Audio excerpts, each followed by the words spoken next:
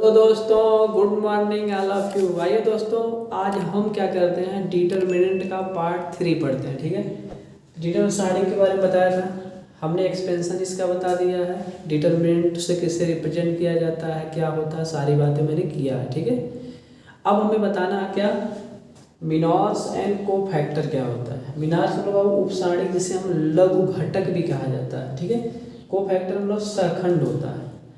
जो मीनार्स होते हैं उसको यम आई जे से रिप्रेजेंट किया जाता है। आप आई का मतलब समझ रहे हैं, ith row, i number of row को बताएगा कौन सी रो है, जे का मतलब आपका नंबर ऑफ कॉलम। कोफैक्टर को सी आई जे से रिप्रेजेंट किया जाता है। आई का मतलब क्या है, रो, और जे का मतलब क्या, कॉलम। ठीक, समझ में आ रहा होगा। चलिए, अब हमने यहाँ पे एक थर्ड ऑर्डर का डिटरमिनेंट लिखा है। ठीक है, जिसको हमने समझाया था आपका A11, A12, A13। तो हमने ये भी बताया था कहीं अगर आप एलिमेंट लेते हो A22, तो A22 का मतलब आपका होता है क्या, दूसरा रो दूसरा कॉलम। वैसे आप ये वाला लेते हो A33 तो तीसरा रो तीसरा कॉलम, A31 का मतलब तीसरा रो पहला कॉलम। फिर मैंने आपसे बातें कर लिया। ओके, चलो अब दोस्तों देखो उप सारणी का। अब देखो कुछ प्रॉब्लम बच्चों को इंग्लिश थोड़ा सा नहीं याद रखना चाहते, हम आपसे यही रिक्वेस्ट करेंगे जो इंग्लिश के टर्म छोटे छोटे उन्हें याद करो यार। मिनोर्स बोला करो, कोफैक्टर्स बोला करो। ठीक है, समझो। मिनोर्स आप अगर A11 निकालना है, A11 ये, ठीक, तो हमने बताया था A11 मतलब पहला रो और पहला कॉलम को छोड़ दो, ये पहला रो हो गया, पहला कॉलम को छोड़, जो एलिमेंट बचता है उससे बना हुआ जो सारणी होता है, जो आपका डिटरमिनेंट होता है, उसी को हम क्या कहते हैं, मिनार्स ऑफ A11 या M11 कहा जाता है। क्या कहा जाता है, 1 कहा जाता है। बोलो, M11 कहा जाता है। समझ में आया? M11 का मतलब क्या है, यम कॉलम मिनार्स, यानी पहली रो पहले कॉलम का जो एलिमेंट है उसका मिनार्स। समझ रहे होंगे आप, ये आ गया आपका वैल्यू। ठीक, बात समझ में आ रही है? ऐसे ही दोस्त, अच्छा ये बताओ है क्या, ये इसी से तो बना है, ये बड़ा था पूरा डिटरमिनेंट था, उससे आपका ये बना है।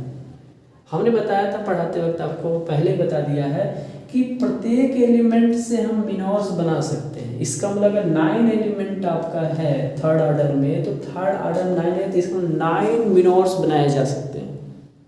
बात मेरी समझ में आ रही है? स्कूल होगा तब भी बन जाएगा। देखो ये कट जाएगा, ये कट जाएगा, ये 4 एलिमेंट बन जाएगा। 20 से अगर इस एलिमेंट को ले लें तो A22 से ये वाला पूरा कॉलम, ये वाला रो कट जाएगा, तो ये इससे भी मिनोर्स बना सकते हो। आप समझ गए हो क्या? ऐसे ही A33 का हमने लेके बनाया है, इसको ये कट गया, ये तीसरा मतलब क्या बोलते हैं, रो, और तीसरा कॉलम, तो ये एलिमेंट बचे, देखो ये बनाया है, ये मिनोर्स बोला जाता है। मिनोर्स का मतलब ही छोटा है, डिटरमिनेंट से छोटा। अब मिनोर्स ऑफ A i j जो होता है MI j से रिप्रेजेंट करते हैं, बात मैंने बता दी, यहाँ पे भी देखो हल करके बताया है। ठीक है, बाद में सवाल लेंगे, सारी बातें करने। अब आएंगे हम कोफैक्टर। कोफैक्टर कुछ नहीं होता है। कोफैक्टर अगर हम निकालें A11 का, चलो आप पहले फार्मूले पे आ जाओ, तब उसके बाद आओ कोफैक्टर। ये देखो फार्मूला में क्या है, मतलब इसका CI j होता -1 to power I plus j, बस, इंटू MI j, जो I निकालते हो। I आपका रो है, J आपका कॉलम है। ठीक, जैसे हमने लिया A11, और तो पहला रो पहला कॉलम, तो -1 टू पावर 1 प्लस 1, तो 1 और 1 को जोड़ोगे 2 आएगा। 2 क्या है बाबू, इवन नंबर है, सम संख्या है। तो -1 अगर सम संख्या हो, -1 का आपको मतलब करना हो तो 1 आता है, तो यानी यहाँ पे अगर हल करते तो आप हल करने पर क्या आता है आपका, M11 के बराबर ही आता है, A11 के। बात समझ में आ रही है? ऐसे ही आप देखो अब ये कौन सा एलिमेंट था आपका, A11 ये वाला, यहाँ पे जो निकाले रहोगे इसके बारे में, उसका आपको हल करने के बाद आ जाएगा। ऐसे ही A33 आप देखो यहाँ पे -1 टू पावर, अब 3 रो 3 कॉलम, फिर 6 आएगा, फिर सम संख्या आ गई, फिर आपका प्लस में आएगा, ये भी आपका क्या आ जाएगा, A33 आपका जो है M33 के बराबर आ जाएगा।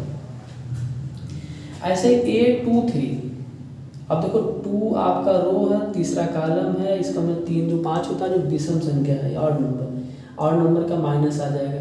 तो अब इसको हल करोगे तो देखो आपका माइनस आ जाएगा, क्योंकि -1 टू पावर ऑड कुछ भी होगा आपका माइनस ही आने वाला है, यानी आपका माइनस ही आएगा क्या, M23 है। ठीक। तो ये शायद आप समझे होंगे कोफैक्टर कैसे निकाला जाता है, मतलब कोफैक्टर निकालने के लिए हमें मिनोर्स आना चाहिए कैसे निकाला जाता है, ठीक है। ये फार्मूला लिखना -1 to power i plus j to minors. Okay, एक सवाल ले लेते हैं, ठीक है, तब ज़्यादा ही आपका कंसेप्ट क्लियर हो जाएगा। तो इसे मिटाएं, बोलो अब इसे मिटाएं। चलो ये हम इधर मिटाते हैं क्योंकि आप इसको सीख चुके हैं, मिनोर्स निकालना बताया था जब हमने एक्सटेंशन कराया था। अब हम इसको मिटा देते हैं इस पोर्शन को। अब इधर ही हम एक सवाल लेते हैं, फिर सारी बातें फिर स्पष्ट कर देते हैं। चलिए, सवाल हमारा है, मान लीजिए ऐसे एलिमेंट हम ले लेते हैं 1 2 3 4 5 6 7 8 9 10, ये आपका डिटर्मिनेंट है। ओके,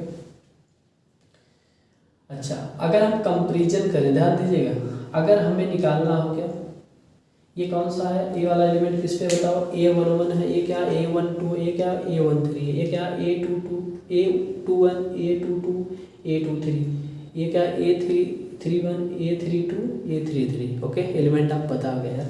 अगर आपको मैं कहूँ यहाँ पे, अगर मैं कहूँ यहाँ पे आपको कि आप यहाँ से A11 निकालो,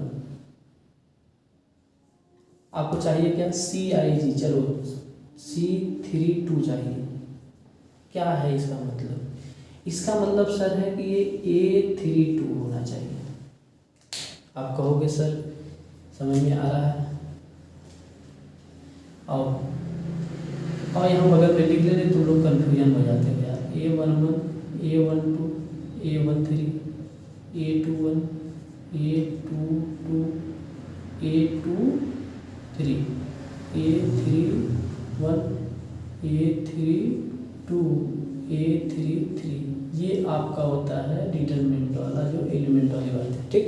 हमें लेना क्या A32, देखो A32 है कहाँ, A32 ये वाला एलिमेंट है। इससे अगर कंपेरिजन इसका करोगे तो आपका थर्ड ऑर्डर का भी है, तीसरा में ये एलिमेंट है। बोलो बोलो बाबू, समझ में आ रहा है? आप कहोगे यस सर। अब देखो ध्यान से, ये बात समझ में आ रही है, हाँ। तो इसका जो आपका आएगा -1 टू पावर क्या होना चाहिए, देखो i प्लस जे यानी 3 प्लस 2, जो बचेगा उसको हमें लिखना है। बोलो समझ में आ रहा है, कोफैक्टर समझ में आ रहा है, हाँ। इसे हल किया जाए, चलिए हल करते हैं। अब क्या हो जाएगा, इसको पूरा छोड़ दोगे, इसको पूरा छोड़ दोगे, यानी तीसरा रो छोड़ना है, दूसरा कॉलम छोड़ना है, दूसरा कॉलम तीसरा रो छोड़ दो, क्या बचा 1 3 4 6। अब देखो 3 प्लस 2 जोड़ोगे तो 8 आएगा, 8 का क्या होगा माइनस आएगा, ये -1 आ गया ब्रैकेट में। इसका एक्सपेंशन करोगे सेकंड ऑर्डर का है, इसका इसमें करोगे 6 -12, कितना आ जाएगा -6, गुणा करोगे 6 आएगा। कितना उत्तर आया है आपका सही, ठीक। बात समझ में आई? तो यहाँ पे किसका आपने निकाला मिनोर्स, 8 का, किसका निकाला यहाँ पे 8 का। ये एलिमेंट कौन सा था 8 का मिनोर्स कितना आएगा आपका 6 आएगा, ठीक। ऐसे ही हम क्या करते हैं 6 का मिनोर्स निकालते हैं, इस 6 का। आइए, अच्छा उपसारी तो समझे गए हो ना, मतलब मिनोर्स समझ चुके हैं ना, अब हम कोफैक्टर सिखा रहे हैं, ठीक है। अच्छा, इसका अगर निकालना 6 का निकालना है, 6 का मतलब इससे अगर कंपेरिजन करो तो देखो ये यहाँ पे एलिमेंट है, यानी A23, जिसको हम लिख सकते हैं C23। समझाने के लिए सब कर रहा हूँ, ठीक है। चलो इसको मिटा भी देता हूँ यार,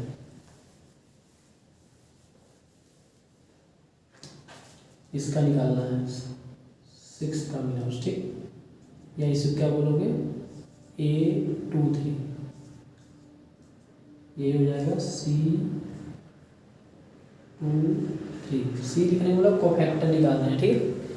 अब देखो क्या होगा फार्मूला, -1 टू पावर, देखो ऐसे डायरेक्ट चाहो लिख सकते हो 2 3 5 आएगा यहाँ पे, जोड़ने 5 प्लस 2 प्लस रो प्लस कॉलम की जोड़ 5 बचा क्या, देखो इसको देखो, ये दूसरा रो तीसरा कॉलम छोड़ दो, ये सब छोड़ दोगे, ये छोड़ दोगे, बचेगा 1 2 7 8।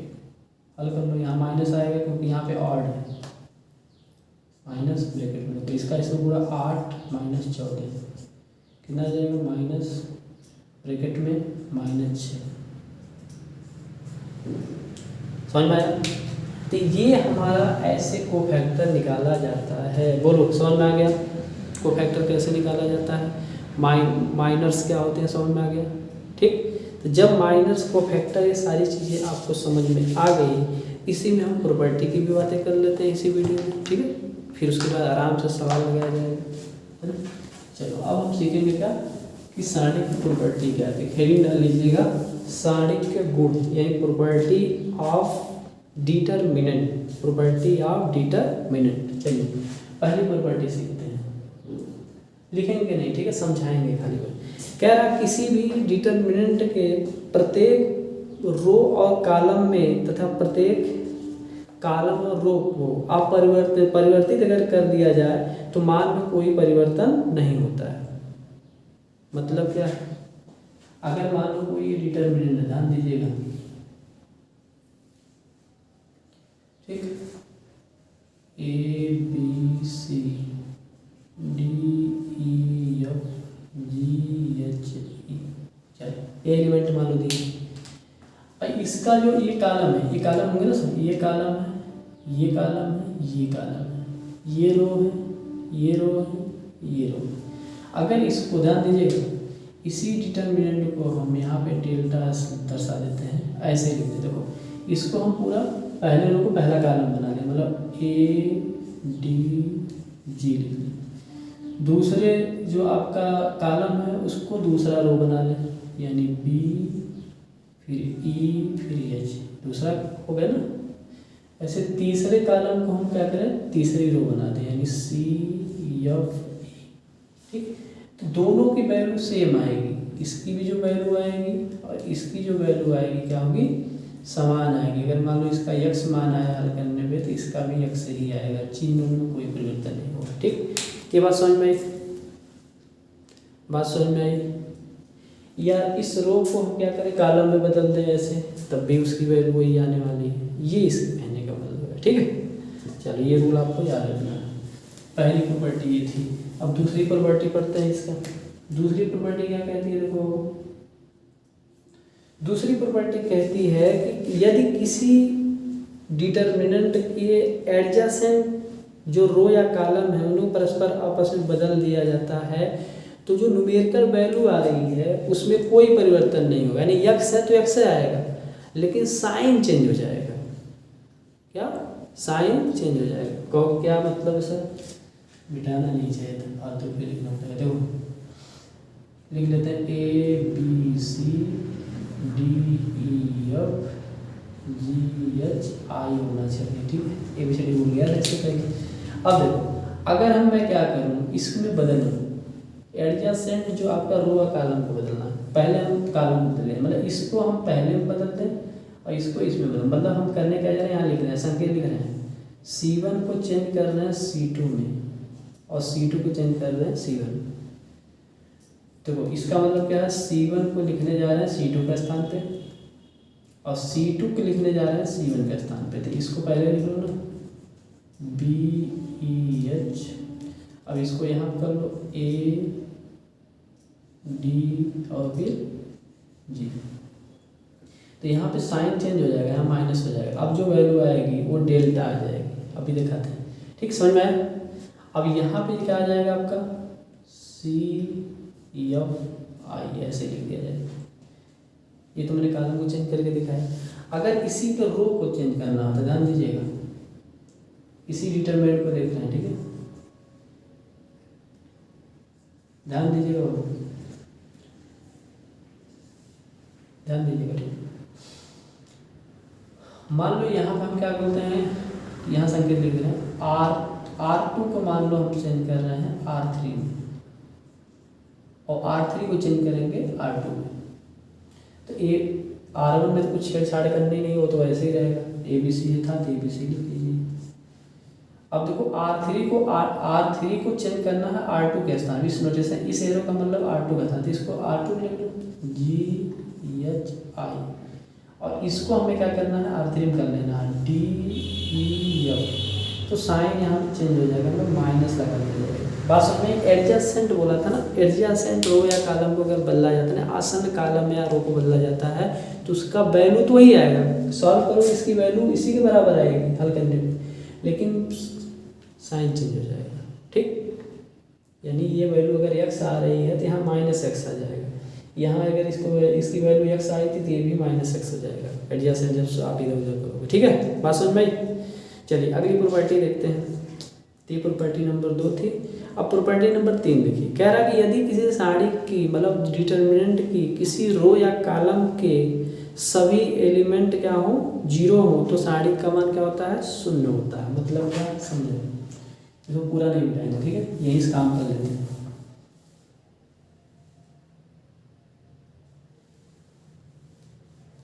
चलो यही कर लेते हैं यार। इसका पहला रो, अगर इसका रो कोई भी रो, चाहे आपका पहले वाले का पहले दूसरे वाले ऐसे एलिमेंट हो तब भी 0 हो जाएगा वैल्यू। ठीक, अगर यहाँ पे एलिमेंट मान लो होता ABC, यहाँ पे 0, यहाँ पे 0 है तब भी इसका मान 0, यहाँ पे अगर मान लो ये सब होते हैं यहाँ पे 0 हो जाता है, यहाँ पे 0 0 तब भी इसका मान 0 होता है। ठीक, समझ में आ गया रो वाली बात? ठीक, अच्छा अब देखो ध्यान से, अगर मान लो ये पूरा आपका क्या होता, कॉलम पहला वाला 0 हो जाता तो भी इसका मान 0, या पहला वाला नहीं रहता 0, दूसरा वाला आपका रहता ये 0 हो जाता तो भी इसका मान 0। बात समझ में आ गई? तो कोई रो या कॉलम के प्रत्येक एलिमेंट अगर 0 है तो उस सारणी का मान 0 हो जाएगा। तो सिद्ध करते वक्त भी इस चीज़ का ध्यान देना पड़ता है, जब प्रॉब्लम को सॉल्व करेंगे सारणी के तो इसका ध्यान देंगे, नहीं तो हमारा सवाल गलत हो जाएगा। ठीक है, चलिए अगला हम देखते हैं, क्या मिटाएं इसको। अब अगला है आपका कि ये प्रॉपर्टी नंबर कितनी थी, 3 थी। अब चौथी प्रॉपर्टी बनाने जा रहे हैं, याद रखना प्रॉपर्टी नंबर 4, प्रॉपर्टी नंबर 4 की बात करने जा रहे हैं। क्या है, यदि किसी डिटरमिनेंट की 2 रो यानी 2 रो या 2 कॉलम क्या हो समान हो तो उस सारणी का मान 0 होता है। मतलब क्या समझ लो, अगर मान लो आपका, ठीक, पहले देखो अगर 1 1 1 1 1 1 ये हो, यहाँ ABC तब भी इसका मान 0, या ये वाला 1 यहाँ पे ABC होता, ये भी 1 ये भी 1 ये भी 1 1 1 1 होता तब भी 0। ठीक, ऐसे ही मान लीजिए, ठीक, ऐसे यहाँ 1 यहाँ 1 यहाँ 1 यहाँ 1 यहाँ 1 यहाँ 1 यहाँ ABC, देखो 2 कॉलम आपके समान है इसलिए इसका भी मान 0 हल कर नहीं पाएगा। ठीक, आप हल करके देख सकते हो इसका मान 0 ही आएगा। ठीक है बेटा, इसको चलिए आप समझ गए होंगे शायद। कहो सर नहीं करके दिखाओ, चलो आप करके दिखा दीजिए। ठीक, आप यहाँ पे बताओ क्या लिख सकते हो, आप बताओ यहाँ पे R1 है या R2 है, दोनों को घटा के लिख लो। R1 के स्थान पे अगर मैं R1 के स्थान पे चाहूँ तो R1 माइनस R2 लिख सकता हूँ, ये 0 ये 0 ये भी 0, तो बताओ क्या हो जाएगा 1 1 1 ABC। तो कोई अगर पंक्ति या रो कॉलम का का एलिमेंट सभी 0 है तो उसका मान क्या आएगा 0 नहीं आएगा यार, सीधी सी बात, फालतू का क्या सोचने का। ठीक, अच्छा सर समझ में आ रहा है मुझे। अब इसके बाद क्या अगली प्रॉपर्टी है 5वें नंबर, क्या यदि किसी डिटरमिनेंट की किसी रो या कॉलम के प्रत्येक एलिमेंट में किसी एक अशून्य संख्या, अशून्य मतलब नॉन जीरो, यम से गुणा किया जाए तो सारणी का मान यम गुना हो जाता है। क्या है मतलब इसका, आइए देखते हैं। ये कोई सारणी है, नाम लिख देते हैं यहाँ पे, इसका नाम है A1 A2 A3। ठीक, B1 B2 B3 C1 C2 C3। ठीक, ध्यान देना बात को। अब हम क्या करते हैं, देखो यम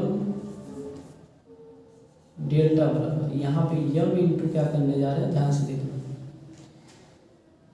यम A1 यम B1 यम C1 लिख देंगे। देखो कॉलम का मान यहाँ यम गुना हुआ सारणी का मान, और इसको हम ऐसे ही लिख देंगे सारे element A2 B2 C2 A3 B3 C3। तो यम गुना हो जाता है, बात समझ में आई। देखो उसी पूरे में हुआ है, बात नहीं समझ में आ रही। तो सारणी का मान क्या हो जाता है, यम गुना हो जाता है। क्या हो जाता है बाबू, यम गुना हो जाता है, यानी आपका ये यम का गुना हो जाएगा। ठीक, ऐसे कॉलम में किसी रो में कर दोगे, यहाँ पे कहीं किसी में यहाँ यम बराबर तो आपका इसका यम गुना हो जाएगा। ये कहना चाहता है, बोलो बात समझ में। अगला चीज़ एक चीज़ लिख लीजिएगा, और ये अगर हम लोग देखें बहुत इंपॉर्टेंट है, उसको भी ध्यान से रख लीजिए।